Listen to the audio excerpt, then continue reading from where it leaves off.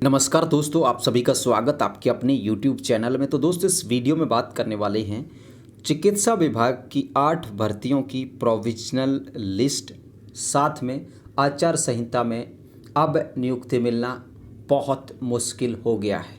पूरी जानकारी इस कंप्लीट वीडियो को मेरा आप सभी से निवेदन है, आग्रह है कि आप लोग देखिए। आप लोगों को क्या बताया जा रहा है आपके जो नुमाइंदे हैं उनके द्वारा, और आपको मिल क्या रहा है।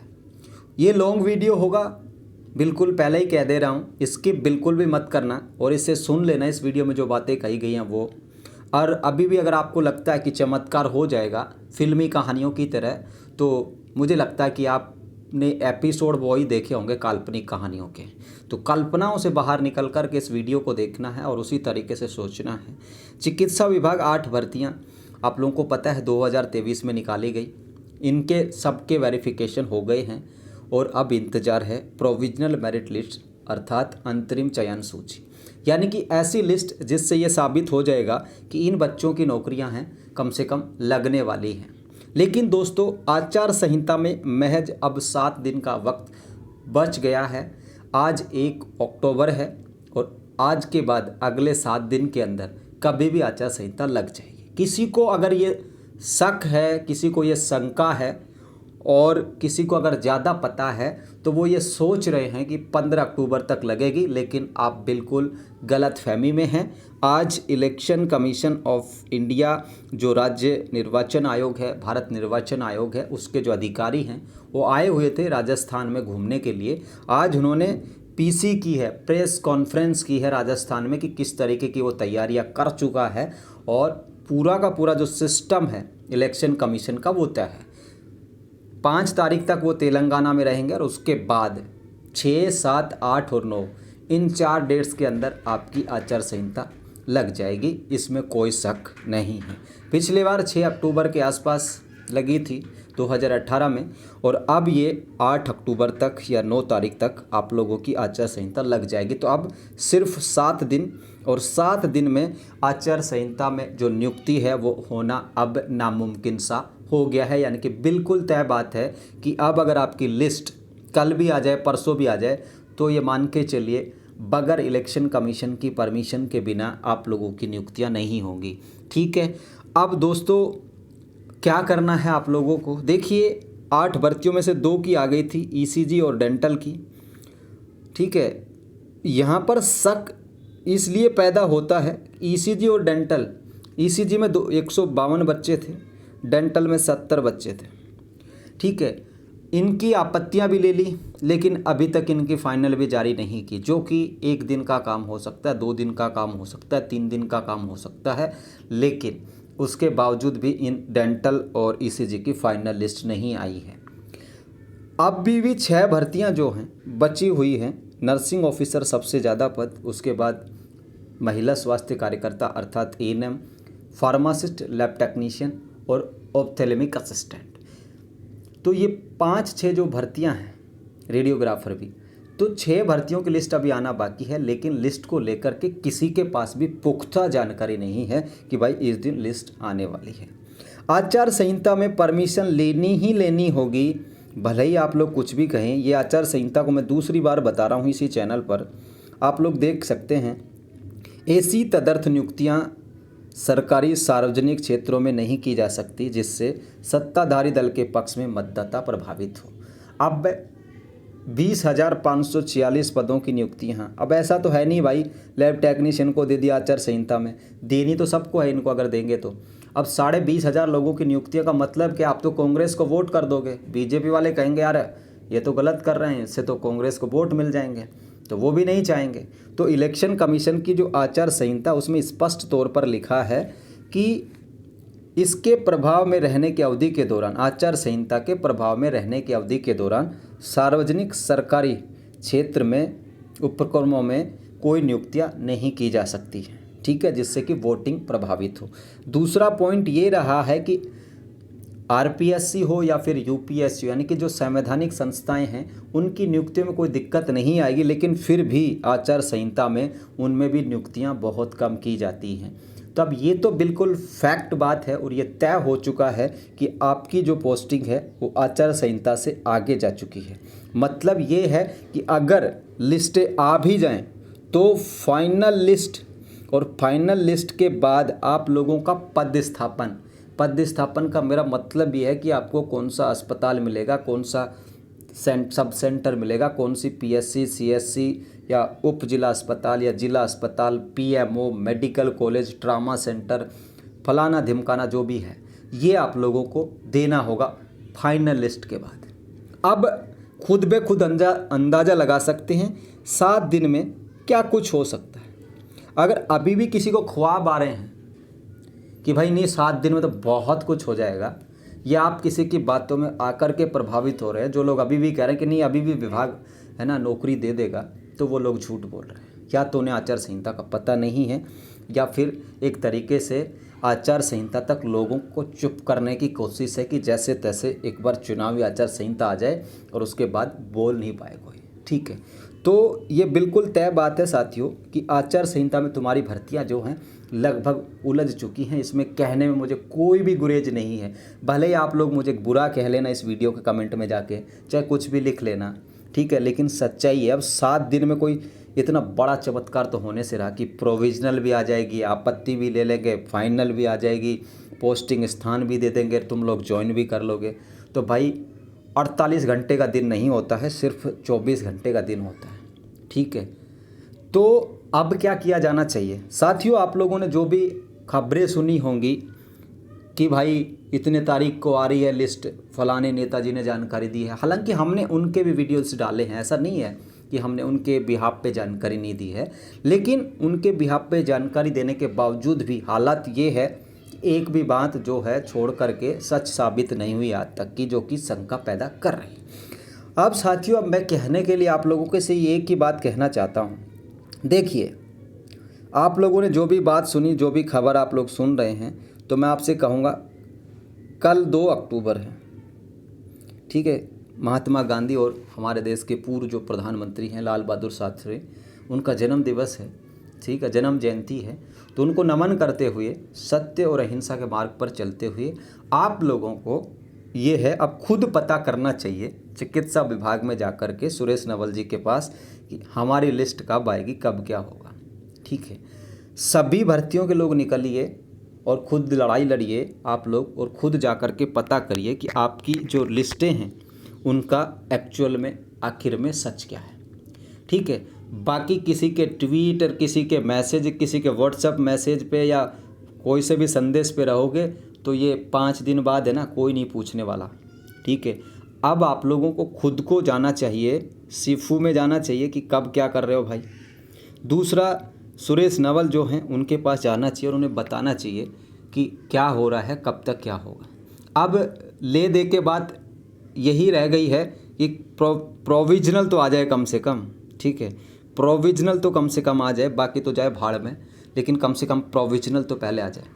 ठीक है, प्रोविजनल पहले आती है तो चाहे नियुक्तियाँ थोड़ा डिले हो जाएं, ठीक है, परमिशन वगैरह लेके करवाएं ना करवाएं वो सरकार की मंशा पर निर्भर करेगा। तो बात कुल मिलाकर के है साथियों कि अब प्रोविजनल के लाले पड़ रहे हैं कि वो कब आएगी, किसी को एक्चुअल डेट नहीं पता। कभी कुछ मैसेज डाल दिया जाता है, कभी कुछ मैसेज डाल दिया जाता है, कभी कुछ मैसेज डाल दिया जाता है। कुल मिलाकर के पिछले 10-12 दिनों से दिमाग का दही जमा दिया है कि आ जाएगी इसकी, आ जाएगी इसकी, एक की भी नहीं आती है। ठीक है, उल्टा ये तो 5-5, 6-6 बार वेरिफिकेशन कराते हैं और फिर भी कहते हैं कि अब कोई रह गया तो फिर से दे दो एप्लीकेशन। भाई क्यों भाई, ये ड्रामा क्यों किया जा रहा है भर्तियों को लेकर के? ठीक है, चाहे नर्सिंग के कोई नेता हो या फिर पैरामेडिकल के कोई नेता हो, कोई सच बोलने वाला ही नहीं है। सब बस ऊपरी ऊपरी बातें करते हैं, काल्पनिक किस्से कहानियों जैसी कि ना ऐसे हो जाएगा, ऐसे हो जाएगा, वैसे हो जाएगा। तो कम से कम बच्चों को बताना चाहिए।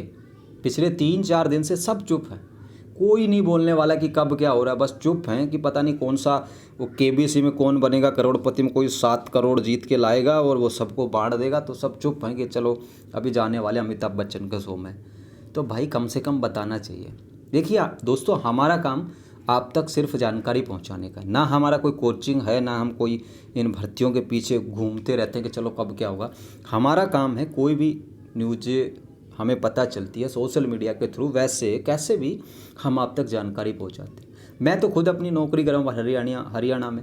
अगर मैं जयपुर होता तो बिल्कुल आप लोगों के लिए जाता है कि यार कब क्या हो रहा है। लेकिन साथियों बात ये है ले दे के कि अब समस्या आ चुकी है प्रोविजनल लिस्ट पर भी। विभाग की जो जानकारी होती है वो अपुष्ट होती है। वो कभी किसी को कुछ कह देता है कि अब 2 को कर देंगे, 1 को कर देंगे, 28 को कर देंगे, 27 को कर देंगे, लेकिन करोगे कब है ये समय किसी के पास नहीं है बताने का। तो साथियों मेरा सभी से निवेदन है कि आप लोग खुद अपनी लड़ाई को लड़ें। लड़ाई लड़ने का मतलब ये नहीं है कि लठ लेके जाना कहीं। जयपुर जाइए, सिफू के ऑफिस जाइए, जो चिकित्सा मंत्री हैं उनसे मिलिए, या फिर जो सुरेश नवल जी हैं, डायरेक्टर हैं, जो निदेशक है राजपत्रित चिकित्सा विभाग राजस्थान, उनसे मिलिए और उनको बताइए भाई क्या चाहते हो। अब पोस्टिंग तो देखिए 7 दिन में होनी नहीं है, ऑब्वियसली बहुत टेढ़ा काम है, बिल्कुल भी नहीं होगी, बड़े दावे के साथ कह रहा हूँ, ठीक है। और कई लोगों को ये लग रहा होगा अभी भी, ठीक है, जैसा कि चलता है कि भाई ये पहले कैलेंडर जारी कर देंगे, ठीक है। कैलेंडर जारी मान लो कर दिया, और कैलेंडर जारी करने के बाद भी आपको इस कोड ऑफ कंडक्ट के तहत परमिशन चाहिए होगी, ठीक है। पहले आचार संहिता पढ़ लेना, जितने भी लोग आपको लीड करते हैं उन सबको बता दे रहा हूँ, पहले आचार संहिता को पढ़ लीजिए, उसमें क्या रूल्स रेगुलेशंस हैं, क्या आचार संहिता के नियम कायदे कानून हैं, उनको पढ़ लीजिए। अगर कैलेंडर भी जारी हुआ और आचार संहिता लागू हो गई, उसके बाद भी अगर पोस्टिंग देते हैं तो इलेक्शन कमीशन जाना पड़ेगा परमिशन के लिए। ये बिल्कुल फैक्ट और सच्चाई की बात है, ठीक है। आचार संहिता रहेगी लगभग 10-12 दिसंबर तक, 18-19 दिसंबर तक नई सरकार शपथ लेगी। उसके बाद दिसंबर ऐसे ही चला जाएगा, जनवरी 2024 में जाकर के कुछ हो सकता है, ठीक है। वो भी प्रयास आप लोगों को करने होंगे, लेकिन उससे पहले प्रोविजनल लिस्ट आप लोगों की अभी 2-4 दिन के अंदर आ जाए तो कम से कम ये तो पता चले कि इतने लोगों की नौकरियां फिक्स हो गई हैं, ठीक है साथियों। तो आप लोग खुद घरों से निकलिए, खुद पता कीजिए, इन काल्पनिक कहानियों में मत जाइए कि 2 तारीख को ये कर देंगे, 3 को ये कर देंगे। अब एक बात बताइए मुझे, अगर मान लीजिए कल भी कोई लिस्ट आ जाती है या परसों कोई लिस्ट आ जाती है तो 3 दिन तो परिवेदना का ही चाहिए। इन लोगों को क्या चाहिए? 3 दिन परिवेदना का चाहिए। अगर 2 तारीख को कोई लिस्ट आई तो उस पर 3 से परिवेदना लेंगे, 3, 4, 5 परिवेदना को भी देखेंगे, ठीक है। 2-3 दिन परिवेदना में भी लगेंगे, उसके बाद फाइनल लिस्ट भी जारी करेंगे। अब ये तो है नहीं कि फाइनल लिस्ट के साथ ही पीएससी सीएससी अलॉट हो गई, बता दिए कि सबको यहाँ यहाँ जाना है, ठीक है। जो लोग सोच रहे हैं कि वो निदेशालय वगैरह घुमा देंगे और वहाँ पोस्टिंग दे देंगे, तो वो भी फाइनल लिस्ट के साथ साथ ही होगा। तो वो कब होगा? कोई फ्रेमवर्क नहीं है, कोई टाइम वर्क नहीं है, ठीक है। अब तो चमत्कार की भी उम्मीद बहुत कम हो चलिए मुझे तो, कि चमत्कार भी होगा कुछ, ठीक है। तो साथियों आप लोगों को खुद को जाना है, कल तक का आप लोग वेट कर लें, या कल कोई लोग जाके पूछना चाहे तो पूछ सकते हैं, नहीं तो परसों तो जाके उनके दर पे और बैठ जाओ कि भाई दे दो कुछ, हमें प्रोविजनल वगैरह डाल दो हमारी सूची, क्यों परेशान किए हो। तो साथियों ये बात है। बाकी ये लोग घुमा रहे हैं, जितने भी लोग लीड करते हैं आप लोगों को, कभी कुछ बातें लिख देंगे, कभी कुछ बातें लिख देंगे, कभी कुछ बातें लिख देंगे, बहुत जल्द आ रही है, बहुत जल्द आ रही है। तो कब आ रही है ये किसी के पास नहीं है, ठीक है। तो आचार संहिता में महज 7-8 दिन बाकी हैं भाई, 15 तक तो नहीं जाएगी, 10 से पहले लगेगी, ये मेरा बिल्कुल मानना है, निश्चित तौर पर मानना है। और जब लग जाएगी उससे उस दिन हम बता भी देंगे आज लगने वाली है। तो आचार संहिता 15 तक लगे तो भी कुछ बात बने, लेकिन उससे पहले लग जाएगी 8 या 9 को। 8-9 भी मैंने ज़्यादा बता दी, हो सकता है कि 7 को लगी जाए। तो ये पूरी बात है साथियों, आप लोगों को खुद को बचाना होगा। भर्ती कैंसिल वगैरह तो नहीं होगी, ना को रद्द होगी, ऐसा कुछ भी नहीं होगा। लेकिन फिर भी एक मन होता है ना बेरोजगार का कि यार इस साल हमारे घर में जो दिवाली आ रही है उस पर खुशियाँ मिले या फिर रोज़गार मिले हमको, तो वो चीज़ें थोड़ी सी फीकी पड़ जाएंगी, थोड़ा डिले होगा तो। बाकी प्रोविजनल लिस्ट के लिए आप लोगों को कोशिश करनी चाहिए अब खुद के स्तर पर। किसी के भरोसे मत बैठिए, किसी के व्हाट्सअप ट्विटर के जो मैसेजेज हैं उनके सहारे मत बैठिए, ठीक है। कहीं ना कहीं उनके सहारे बैठेंगे तो दिक्कत आप लोगों को होने वाली है। और किसी को कुछ नहीं पता कि आखिर में सच क्या है, विभाग की मंशा क्या है। सिर्फ ट्विटर पर लिख दिया जाता है, सिर्फ व्हाट्सअप ग्रुप में लिख दिया जाता है कि ये हो रहा है वो हो रहा है, लेकिन जब उनसे बात करोगे आप लोग तो कहेंगे आएगी, बहुत जल्द आएगी, कैसे आएगी, क्या आएगी। तो ये है, मैं किसी को ब्लेम नहीं कर रहा कि सब लोग ऐसा ही करते होंगे, लेकिन लगभग सच्चाई यही है। ठीक है, हालांकि सब लोग अच्छा काम कर रहे हैं, लेकिन अच्छे काम का मतलब ये नहीं है कि सब कुछ लूट जाए और उसके बाद फिर हो अच्छा काम, तो वो कोई काम मायने नहीं रखता। तो आप लोगों को साथियों खुद से कल से ही प्रयास कर देना है, पूछना चाहिए खुद ही जा कर के कि आखिर क्या हो रहा है, क्या नहीं हो रहा, क्या कुछ होगा कि नहीं होगा। वो सारी बातें आपको खुद से जाननी चाहिए ताकि आप लोगों को विश्वास हो सके आखिर कब क्या होगा। तो ये जानकारी थी साथियों। मेरा ओवरऑल कहने का मतलब ये है, मेरी शुभकामनाएं या मेरे द्वारा कोई भी आप लोगों को काम होगा, कोई भी आपका मैसेज पहुंचाना होगा, ठीक है, कोई भी आप लोगों को कुछ भी जानकारी चाहिए होगी, मैं आप लोगों तक ज़रूर पहुंचाऊंगा, आपके साथ खड़ा हूं।